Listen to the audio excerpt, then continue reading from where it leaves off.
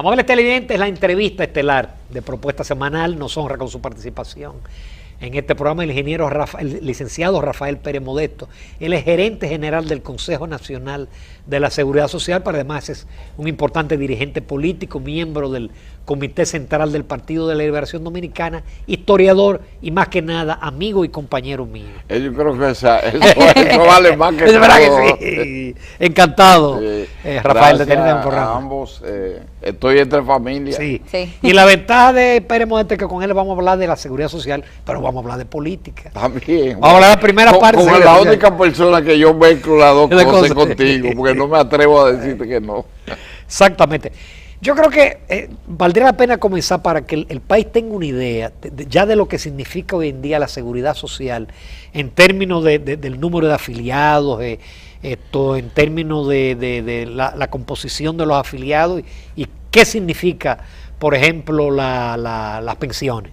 Pero vamos a comenzar, ya ¿qué población cubre la seguridad social? Bueno, la población, este programa tiene la virtud y la ventaja de que encontrándome yo en condiciones, siempre en el manejo, conociendo las características de ustedes, ella como economista, tú como economista, como hombre bancario que maneja los aspectos me encantan los números, supraeconómicos y además ingeniero, te gustan las estadísticas. Entonces yo siempre traigo, no me llevo de la mente, traigo los números porque ver vale más que creer. Claro. Y hasta Santo Tomás lo hizo. Bueno, pues la seguridad social, yo te repito, es uno de los aportes importantes que ha tenido el país, que no siempre he valorado con la justicia que se merece, que tiene retos, que tiene dificultades, que tenemos muchas cosas en que avanzar, pero el avance gradual que ha alcanzado es tan significativo que yo te puedo responder precisamente tu pregunta con lo siguiente. Nosotros arrancamos con un 0.7% de la población. Es decir, cuando subió el PLD al gobierno. No, exactamente. En el año 2004 había menos de 1 millón de habitantes que era cubierto por la seguridad social. Y hoy, en noviembre, porque todavía no tengo los datos compilados de diciembre a plenitud, porque en eso yo soy celoso, nosotros podemos exhibirte la cifra de 7.500.000 dominicanos. Ya casi la población dominicana. Bueno, faltan nada más 10 millones.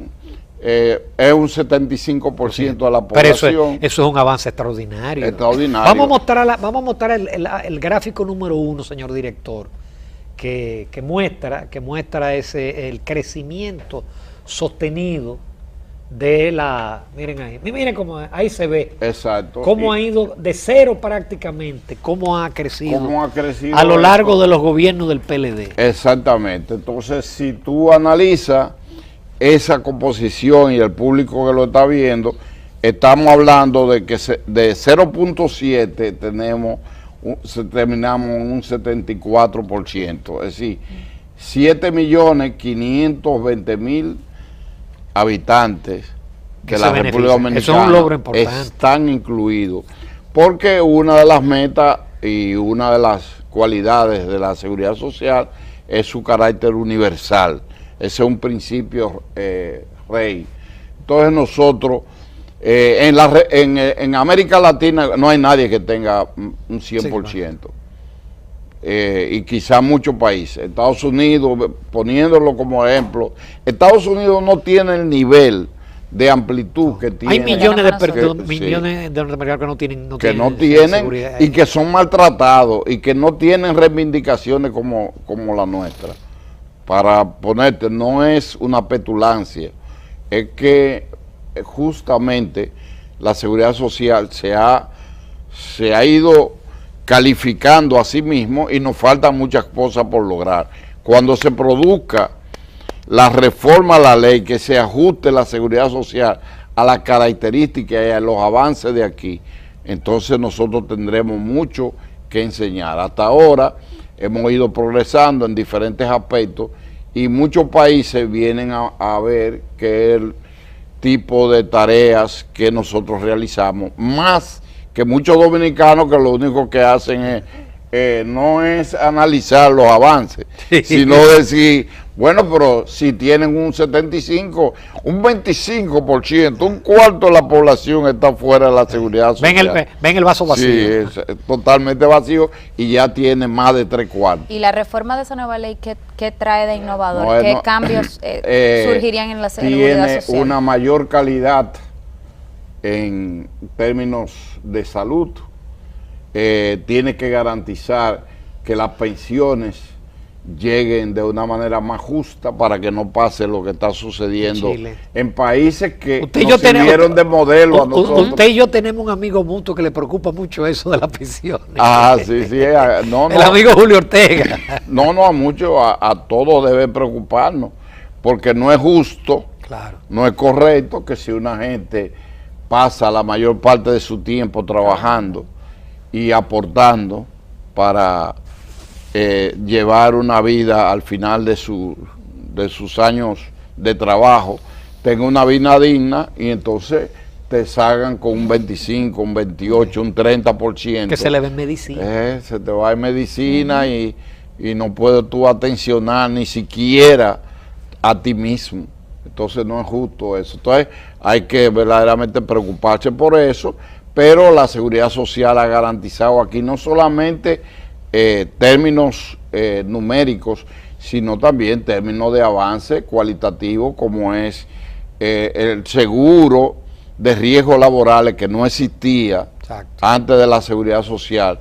Tiene una cobertura de un 100%, una eficacia rápida, de que en 12, 13 días te resuelven un problema a plenitud sin que tú tengas que gastar un centavo, y que te hacen una calificación que si una gente queda discapacitada, sea parcial o totalmente, también va a tener una cobertura. Y aparte de eso también tenemos el crecimiento que ha hecho suyo el gobierno actual que encabeza el presidente Danilo Medina, las estancias infantiles, que es un gran logro. Es un logro extraordinario. Comenzó avanzando poco a poco, el gobierno lo ha hecho suyo con el aumento del 4% del presupuesto de educación. No hay escuela nueva que no se inaugure, que no tenga al lado un centro de... que eso permite que los niños pobres vayan temprano a la escuela, como van los niños de clase media. Pero no solamente eso, sino que los niños son alimentados ahí sin tener que aportar dinero. Tienen un respaldo no solo en educación, sino también psicológico, y tienen también una formación cultural, que un niño que sale de una estancia infantil tiene más nivel. Ramón, yo no soy exagerado, tú sabes que yo no soy una gente que vive en las nubes. Tiene más nivel que el que esté en un colegio, incluso a veces bilingüe, de la República Dominicana, que es para gente de clase media, de clase alta. Pero además, el avance que significa que antes el muchacho que iba a la escuela pública iba a los 6 años, o a los 5. Y esos son de los 45 días hasta los 5 años, y salen de ahí no solamente que saben leer y escribir, sino que tienen otras manifestaciones. Te digo que están superior a cualquier colegio que vayan al pueblo, que hay colegios que lo ponen en párvulo, ¿no? De primer año, de un año en adelante. Pues Rafa, pero antes de, porque yo quiero entrar ahorita en la ley con más detalle, pero yo quería culminar la parte de la cifra. Entonces, por ejemplo, de esos, ¿qué parte es contributivo en el caso de la salud? ¿Y qué parte es subsidiado? Si el contributivo es el empleado que aporta y el subsidiado es el gobierno. Exactamente.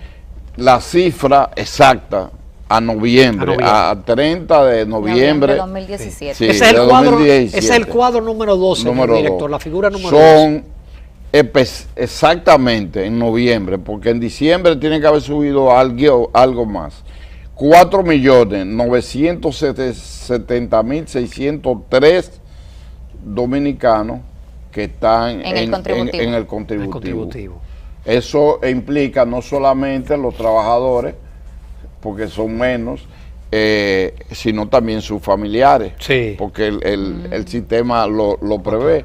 Y en el subsidiado está en 4.203.923, que eso ese es el gobierno que aporta. Exactamente. Y entonces pero se supone que lo ideal, lo que buscaría una seguridad social ideal sea que el subsidiado sea muchísimo menor que el contributivo, porque el peso que tendría el gobierno en ese caso sería muy fuerte. El peso que lleva el gobierno está en pesos y centavos ahí. Digo, el peso en cuanto a lo que el carácter de la sociedad nuestra se llevaría un tiempo largo y entonces no puede frenarse. El gobierno es el garante de que funcione la seguridad social, y como tal entonces a esa gente desprotegida, vulnerable, que no tienen trabajo, que están discapacitados, entonces tiene que cubrirle, y el régimen subsidiado cubre en las mismas condiciones que el contributivo. No, uno cuando habla con la gente del pueblo que tiene esa tarjeta, oíme, se sienten, porque ya esa gente se puede hacer una sonografía, una tomografía, esa gente puede... ¿Y hacia dónde marcha la salud en la República Dominicana hoy en día? Un hospital de hoy y un hospital de mañana. Cuando digo mañana, estoy hablando de este año. Claro, exacto, los 57 hospitales remodelados. Los 57 hospitales más los autónomos. Entre esos, te tengo que citar los ya conocidos, el profesor Juan Bosch, traumático y ortopédico. Secanó en la Plaza de la Salud, que es autónoma, pero recibe a los subsidiados también, recibe hospitales del primer mundo, que es manejado por el Estado a través de SENASA, el Seguro Nacional de Salud, SENASA. Entonces, que yo digo que es la mejor ARS del país. Yo también lo digo antes de estar vinculado a esto, que no era una aspiración mía. Exacto, pues, es la mejor ARS que hay en el país. Sí, te cubre lo que otros no cubren y no te ponen obstáculos para nada. No, tremenda labor. Incluso ahora mismo se contempla la necesidad de que se aumente, porque tú sabes cuánto se le aporta por cada de cápita, 6 pesos. ¿Cuánto se le aporta a las otras? 100 y pico de pesos. Hace maravilla. Sí, las otras... Chanel Rosa Chupani hace maravilla. No, el gobierno que lo sostiene y él lo administra. Y él le ha dado un impulso a eso, porque anteriormente estaba la doctora Altagracia, que lo hizo muy bien. Lo hizo muy bien. Finalmente, ¿por dónde andan los fondos de pensiones? Los fondos de pensiones, yo te di la cifra, están en un 15% del Producto Interno Bruto de la República Dominicana. Eso es importante. Tú manejas eso, eso es mucho, mejor que yo, pero ahí están las imágenes, lo están viendo, la teleaudiencia de este programa. Estamos hablando entonces de 520 mil millones de pesos ya hay ahí, que están ahí. Ahorro de los trabajadores. Ahorro para fines de que la gente, están invertidos, hay que invertirlo mejor, hay que diversificarlo. Que sean seguros, usted entiende que pueden invertir. Los instrumentos que están es el Banco Central, la Hacienda, están diversificados y nosotros lo tenemos un cuadro también. ¿Usted estaría de acuerdo con que esos fondos se invirtieran, por ejemplo, en viviendas económicas? Eso tiene que hacerse estudio, porque hay un comité que dirige eso, que lo encabeza, está Hacienda, está el mismo Banco Central, está el Consejo, está la CIPEN, la Superintendencia de Pensiones, de manera que hay un conjunto de instituciones, representaciones empresariales y laborales, que son las que toman la decisión. Tienen que sopesarlo bien, porque con eso no se juega. Donde están, no se pierde un centavo. Y el que habla a veces de que esos fondos son vulnerables, son susceptibles de ser mal usados, es por ignorancia. Porque aquí hay un comité. Es por ignorancia total o es por mala fe, pero ese dinero está generando cada vez más intereses. Y en el aspecto de salud, el fondo, hay un fondo porque está cubriéndose. Aquí el pronóstico, cuando yo vine por primera vez a hablar de seguridad social contigo, había un déficit que la gente veía y que no era sostenible, que iba a colapsar inexorablemente el sistema. Y hoy hay más de 7.000 millones de pesos extra que se utilizan para poder implementar mejor cobertura de medicamentos. Ustedes aumentaron el año pasado los medicamentos, la cobertura de medicamentos. No solamente que se aumentaron, sino donde se invirtieron en enfermedades como cáncer, en enfermedades como renales, hepáticas. Que son las más costosas, las que más. Sí, dinero. Y entonces, hoy en día se comenzó la seguridad social con 150,000 pesos de cobertura para cada afiliado y su dependiente, y hoy en día está en un millón para cada proceso de enfermedad. Es decir, una gente puede tener diabetes y fruto de la diabetes tener una insuficiencia renal o cardíaca. Exacto. Entonces, o de la vista, que puede perderla. Entonces, es 1 millón por cada proceso. Exacto. Y entonces, si tiene cáncer, tiene ahí lo de la quimio. Exactamente. O la radio. La radio. Con tu permiso, los amables televidentes, las conversaciones interesantes, el tiempo vuela. Pérez Modesto. Muy bueno, muy bueno. Nos vamos a comerciales, volvemos en unos minutos con el gerente general del Consejo Nacional de la Seguridad Social, Rafael Pérez Modesto.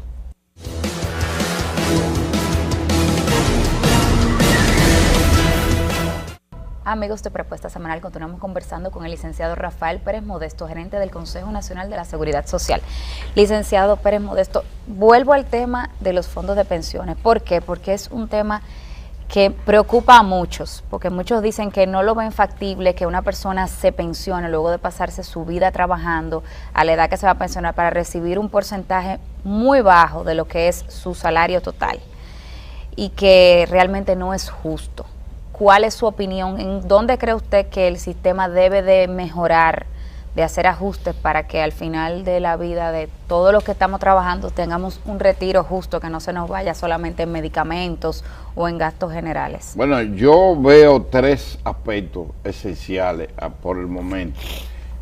Aparte de que esas ideas están en un prospecto que el gobierno ha sometido a el Congreso Nacional para que modifique la ley y evite que problemas de esa naturaleza, que tú lo planteas con mucha justeza y con mucha... Así que está a nivel de un anteproyecto en el Congreso. Hay un anteproyecto que no se ha agilizado, porque ya muchas medidas, ya nosotros no tuviéramos un 75%, tuviéramos un 85% si estas reformas se hubieran hecho, porque hay muchos aspectos, pero debo ser preciso en la respuesta a tu pregunta. Número 1, debe controlarse el nivel de ganancia que tienen las AFP. Claro. Tiene que regularse y tiene que ser el resultado. Ellos mismos aceptaron bajarlo de un 30% de beneficio al manejo administrativo, bajarlo a 25%, pero hay el planteamiento que sea un 15%. Claro que es mucho. Tú entiendes que hasta mucho es. Pero mi papel es de equilibrio, sí, pero podríamos llegar a un 15%, y entonces ya con eso, bueno, pues el empleador aumentan gana. Eso. Claro. En segundo lugar, tiene que haber una mejor inversión, como yo te señalaba, y tiene que haber una campaña de educación para que la gente ahorre, porque los países que han podido garantizar, eso se da en América Nórdica y en países, en el caso de América Latina, en Uruguay, donde hay mejor, más justa repartición, se da cuando la gente hace conciencia de que la vida va transcurriendo y si tú no pones de tu parte, no basta que hayan planes específicos como este que el Estado garantiza, sino que también tú ahorres. Si tú quieres más, aporta más. Tú aportas más. Y entonces tú te vas a retirar porque tú tienes ahí reglas. Te retiras cuando tienes 60 años y tienes una cantidad de aportes que llegan a 360 cuotas, o aquellos que comenzaron o comenzamos teniendo 45 años cuando comenzó la seguridad social, estamos en el régimen en un tipo no de sostenimiento, sino de capital individual capitalizado. Eso recogen el dinero que han acumulado más la ganancia que todo. Yo lo hice. Sí. En mi caso yo lo hice y no falla. Y hay cifras precisas de cuánta gente se le han aportado eso y que han retirado su capital y sus intereses ganados.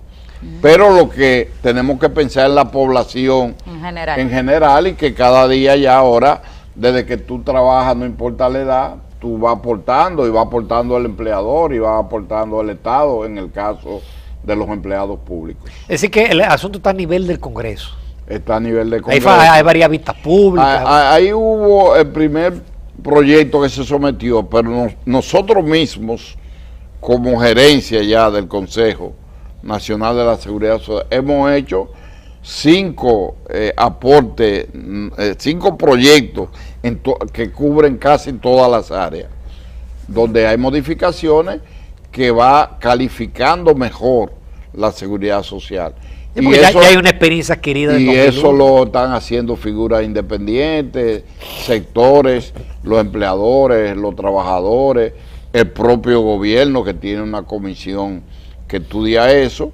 Entonces también los empleadores tienen su punto de vista, que no le afecte su interés, su ganancia, y llevan su planteamiento. El tema del veto, Peremoto, ¿se va a mantener? El tema de veto es uno de los temas que está en el proyecto. Eso es uno de los temas delicados. Porque el problema es que son 3 partes. Si uno veta, la cosa no pasa. No pasa nada. No pasa Entonces a usted le dan una larga tremenda con solo ausentarse. Estamos nosotros 3 aquí. El programa no se puede hacer si el invitado se va. Sí. Pero si uno de los patrocinadores y de los conductores se va, si se va tú porque eres la cabeza y ella porque es el sustento de tu trabajo, entonces ahí se dañó el programa.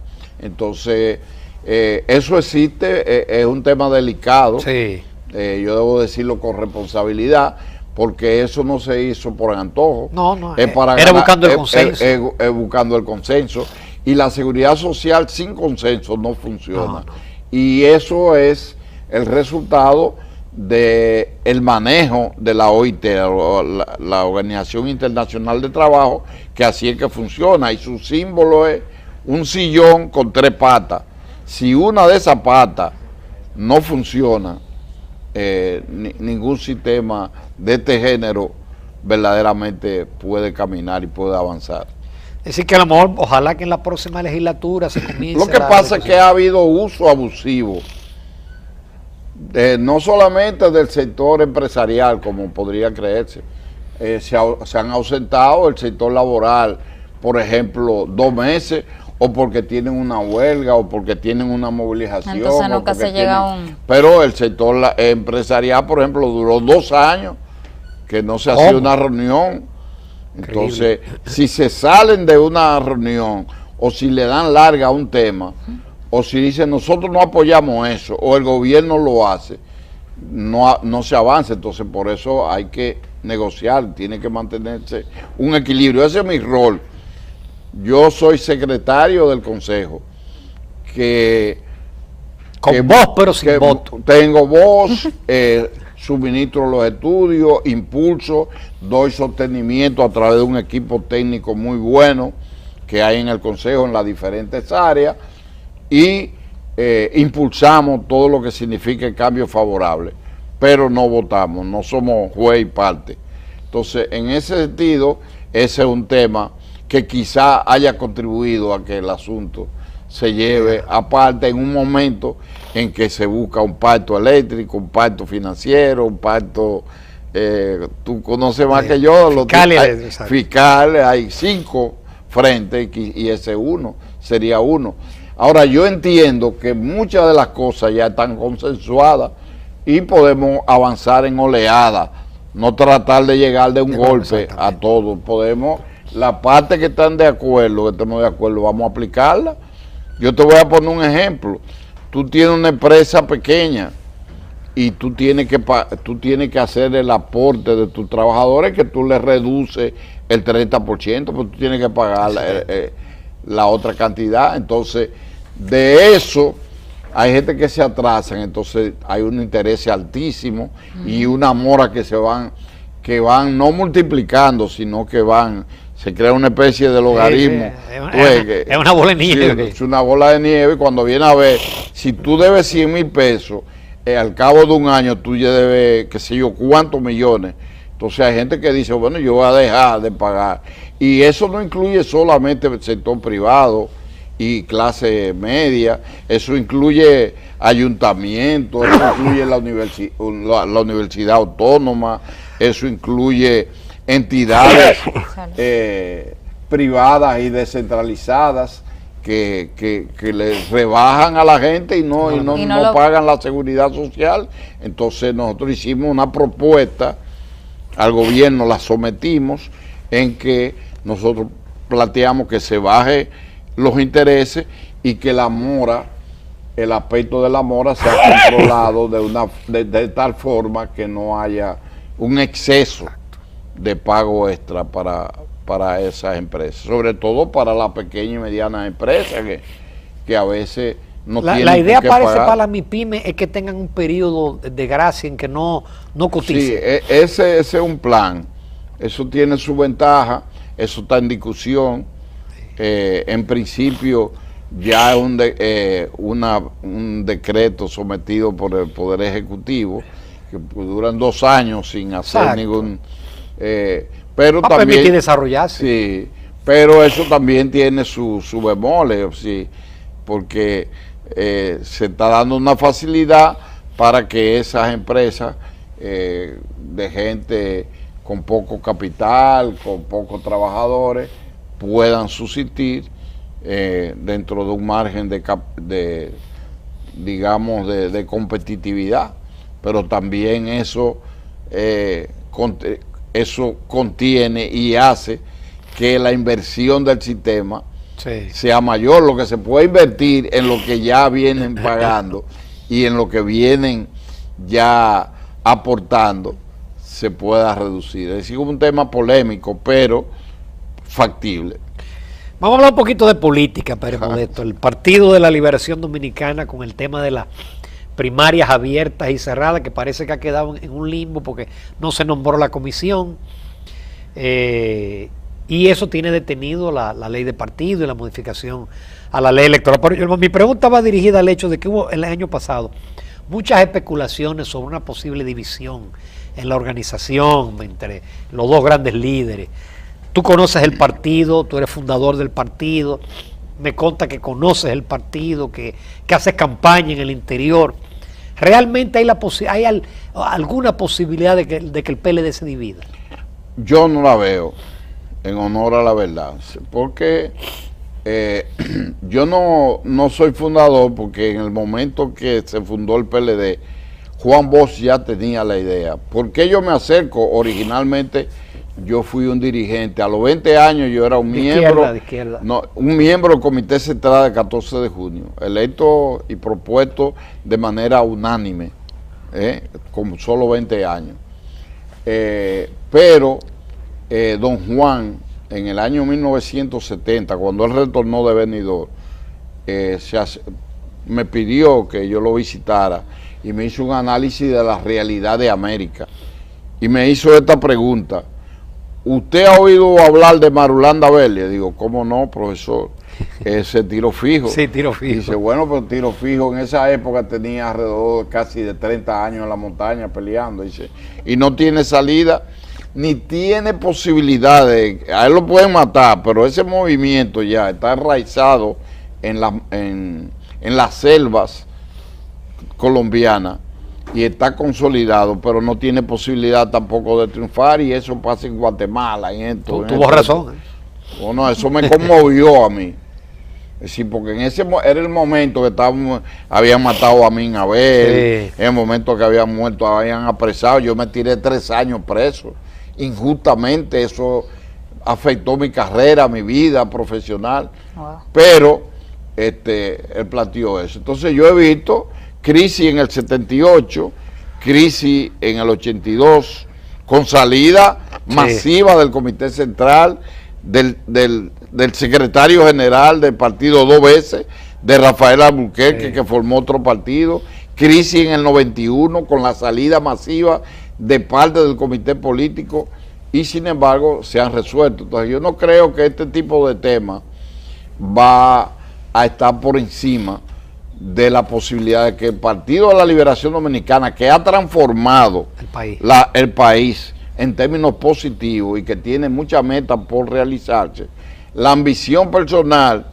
el interés personal esté por encima de ese proyecto que creó Juan Bosch y de esa necesidad de que la trayectoria que sigue el país se tuerza. Y con la agravante, Pérez Modesto, yo le agregaría que cada vez que la oposición llega al gobierno, desbarata el país. Bueno, hay que comenzar de menos cero. Sí, ya lo vivimos. Pérez Modesto, qué bueno, magnífica tu participación, como siempre, brillante en los dos enfoques. Te agradezco muchísimo que hayas sacado tiempo para estar con nosotros. Y contigo él lo dijo que yo mezclo los dos temas. No, pero por eso nada más dejamos una zurrapita al final. Muchas gracias, Pérez Modesto. Siempre. Nos vamos a comerciales, amables televidentes. Seguimos en Propuesta Semanal.